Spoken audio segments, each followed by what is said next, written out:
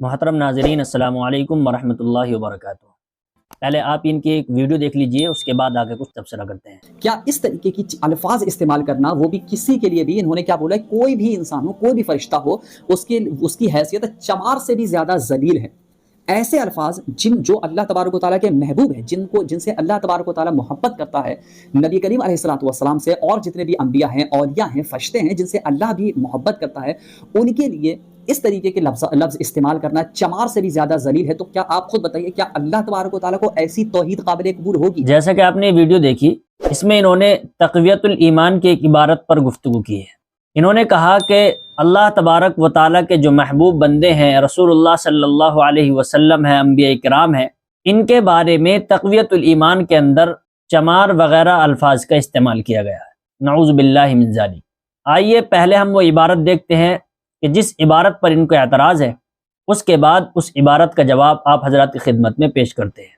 تو سب سے پہلے ہم تقویت الایمان کی وہ اصل عبارت دیکھتے ہیں کہ وہ عبارت کہاں پر لکھی ہوئی ہے۔ دیکھیے، یہ ہمارے پاس کتاب ہے تقویت الایمان، اور اس کا صفحہ نمبر 20 ہے۔ جو ہمارے پاس کتاب ہے اس کا صفحہ نمبر 20 ہے۔ عنوان یہ ہے کہ شرک سب سے بڑا ظلم ہے۔ آگے قرآن کریم کی ایک آیت ذکر کی ہے، قال اللہ تعالی وَإِذْ قَالَ لُقْمَانُ لِابْنِهِ وَهُوَ يَعِظُهُ يَا بُنَيَّ لَا تُشْرِكْ بِاللَّهِ إِنَّ الشِّرْكَ لَظُلْمٌ عَظِيمٌ۔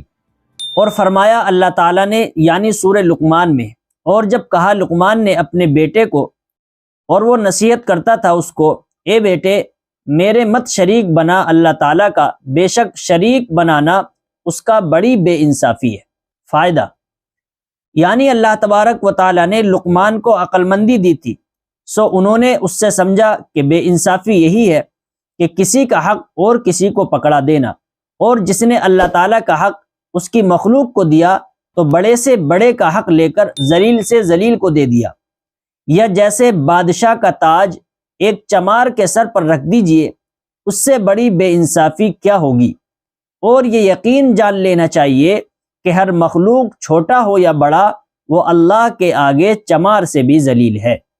اس عبارت پر ان کو اعتراض ہے۔ دیکھیں، اس عبارت میں تو کہیں بھی یہ نہیں لکھا ہے کہ رسول اللہ صلی اللہ علیہ وسلم چمار سے زیادہ ذلیل ہیں، یا نعوذ باللہ انبیاء کرام علیہم الصلاۃ والتسلیم چمار سے زیادہ ذلیل ہیں، بلکہ یہاں پر ایک مطلق بات کہی گئی ہے، اور یہ کہا گیا ہے کہ ہر مخلوق وہ اللہ تبارک و تعالیٰ کے آگے چمار سے زیادہ ذلیل ہے۔ اور اس عبارت کا جو مقصد ہے، حضرت شاہ اسماعیل شہید رحمۃ اللہ علیہ کے کہنے کا جو مطلب ہے، وہ صرف اتنا ہے کہ اللہ تبارک و تعالیٰ کے سامنے تمام مخلوق چمار سے زیادہ ذلیل ہے، یعنی مخلوق کی کمزوری اور عاجزی کو اس عبارت کے اندر بیان کیا گیا۔ یعنی اللہ تبارک و تعالیٰ کے سامنے، اللہ تبارک و تعالیٰ کے آگے تمام مخلوق عاجز ہے اور کمزور ہے، اور ذلیل سے یہاں پر یہی مراد ہے کہ اللہ تبارک و تعالیٰ کے سامنے تمام مخلوق عاجز اور کمزور ہے۔ اور انہوں نے جو رسول اللہ صلی اللہ علیہ وسلم اور انبیاء کرام علیہم الصلوات والتسلیم کے الفاظ بڑھائے ہیں، یہ انہوں نے اپنی طرف سے بڑھائے ہیں۔ اس عبارت کے اندر کہیں پر بھی نہ تو رسول اللہ صلی اللہ علیہ وسلم کا ذکر ہے، اور نہ ہی انبیاء کرام علیہم الصلوات والتسلیم کا ذکر ہے۔ ہاں البتہ یہاں پر یہ اعتراض کرنے والے کرتے ہیں کہ خواہ مخلوق چھوٹی ہو یا بڑی، اور یہاں پر یہ اعتراض کرتے ہیں کہ چھوٹی مخلوق سے مراد عام انسان ہے، اور بڑی مخلوق سے مراد وہ انبیاء کرام علیہم الصلوات والتسلیم ہے۔ تو یہاں پر ایک اصول ذہن نشین کر لیجئے، اور وہ اصول یہ ہے کہ اگر کوئی لفظ مطلق بولا جائے تو ہر جگہ پر بالکلیہ تعمیم اور عموم مراد نہیں ہوتا ہے۔ یعنی کوئی لفظ مطلق بولا گیا، اس مطلق سے اگر ہر جگہ عموم مراد لیا جائے تو اس کے معنی میں بھی خرابی پیدا ہو سکتی ہے، اور اس سے گستاخی بھی نکل سکتی ہے۔ مثال کے طور پر میں آپ حضرات کے سامنے قرآن کریم کی ایک آیت پیش کرتا ہوں۔ قرآن کریم میں اللہ تبارک و تعالیٰ کا ارشاد ہے، وَحَمَلَهَا الْإِنسَانُ إِنَّهُ كَانَ ظَلُومًا جَهُولًا۔ یہاں پر الانسان یہ مطلق ہے، اگر یہاں پر عموم مراد لیا جائے اور اس انسان کے اندر انبیاء کرام کو بھی داخل کر دیا جائے اور رسول اللہ صلی اللہ علیہ وسلم کو بھی داخل کر دیا جائے، تو آیت کا ترجمہ اور آیت کا مطلب یہ بنے گا کہ تمام کے تمام انسان، خواہ وہ انبیاء ہوں یا نبی علیہ الصلاۃ والسلام ہو، نعوذ باللہ من ذالک، مطلب یہ بنے گا کہ انسان سارے کے سارے انسان وہ ظالم ہے اور نادان ہے۔ تو اگر ہر جگہ پر مطلق سے مراد بالکلیہ تعمیم مراد لیا جائے گا اور عموم مراد لیا جائے گا تو اس کے معنی کے اندر خرابی پیدا ہو جائے گی اور اس سے گستاخی بھی نکل سکتی ہے۔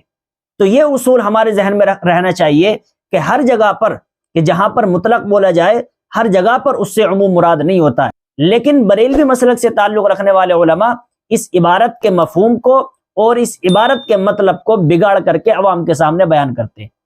اور عوام کو ایسا لگتا ہے کہ ہاں واقعی اس عبارت کے اندر رسول اللہ صلی اللہ علیہ وسلم کی اور انبیاء کرام علیہم الصلوات والتسلیم کی گستاخی کی گئی ہے۔ تو یہ جواب آپ کو سمجھ میں آ گیا ہوگا۔ دوسرا جواب میں آپ حضرات کی خدمت میں پیش کرتا ہوں کہ یہی بات اور یہی عبارت جو تقویت الایمان کے اندر بیان کی گئی ہے، اگر ہم ان کے گھر کی کتابوں میں دیکھیں تو ان کے گھر کی کتابوں میں بھی اور بریلوی مسلک سے تعلق رکھنے والے بڑے بڑے علماء کی کتابوں میں بھی ایسی عبارتیں موجود ہیں۔ دیکھیں ہم آپ حضرات کی خدمت میں پیش کرتے ہیں۔ یہ ہمارے پاس کتاب ہے جواہر البیان فی اسرار الارکان، اور یہ لکھی ہے جناب احمد رضا خان کے والد نقی علی خان نے۔ اس کتاب کا صفحہ نمبر 61 ہے۔ کیا لکھتے ہیں دیکھیے اس کتاب میں، حضرت موسیٰ علیہ الصلوۃ والسلام کے تعلق سے کیا لکھتے ہیں کہ موسیٰ علیہ الصلوۃ والسلام پر وحی ہوئی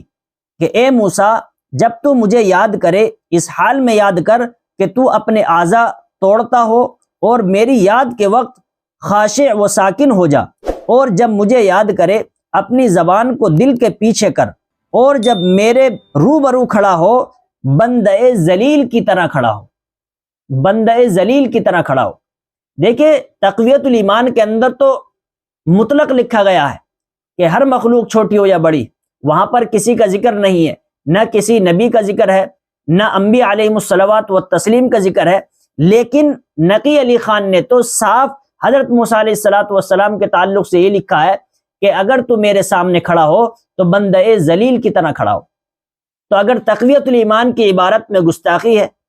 اور وہاں پر ایسی عبارت کا لکھنا گستاخی بنتا ہے، تو پھر آپ کے احمد رضا خان کے والد نقی علی خان کی کتاب میں جو یہ لکھا گیا ہے کہ حضرت موسیٰ علیہ الصلوۃ والسلام کے تعلق سے لکھا گیا ہے کہ جب آپ میرے روبرو کھڑے ہوں تو بندے ذلیل کی طرح کھڑے ہوں، تو یہ بھی گستاخی بنتا ہے اور اس کو بھی گستاخی ماننا پڑے گا۔ اگر وہ گستاخی ہے تقویت الایمان کی عبارت میں تو آپ کی اس عبارت میں بھی گستاخی بنتی ہے۔ تو محترم ناظرین کرام، دیکھیے عبارت کا مطلب اور مفہوم یہ لوگ غلط طریقے سے بیان کرتے ہیں۔ اگر عبارت کے مفہوم کو اور عبارت کے مطلب کو صحیح طریقے سے پیش کیا جائے گا تو عبارت کے اندر کوئی خرابی پیدا نہیں ہوگی اور نہ ہی عبارت کا مفہوم اور مطلب بگڑے گا۔ اور اگر عبارت کے مفہوم کو توڑ مڑوڑ کر اور عبارت کے مطلب کو غلط بیان کریں گے تو عوام کے اندر بھی ایک غلط میسج جائے گا اور عوام بھی اس سے بدظن ہوگی۔ امید کرتا ہوں کہ یہ جواب آپ کو سمجھ میں آ گیا ہوگا، لہٰذا آپ کی اس ویڈیو کے بارے میں کیا رائے بنتی ہے آپ کمنٹ باکس میں ضرور بتائیں، اور اللہ تبارک و تعالیٰ سے دعا کریں کہ اللہ تبارک و تعالیٰ ہم سب کو علماء حق کی اتباع کرنے کی توفیق نصیب فرمائے اور رسول اللہ صلی اللہ علیہ وسلم کے طریقے کے مطابق زندگی گزارنے کی توفیق نصیب فرمائے۔ آمین فقط والسلام۔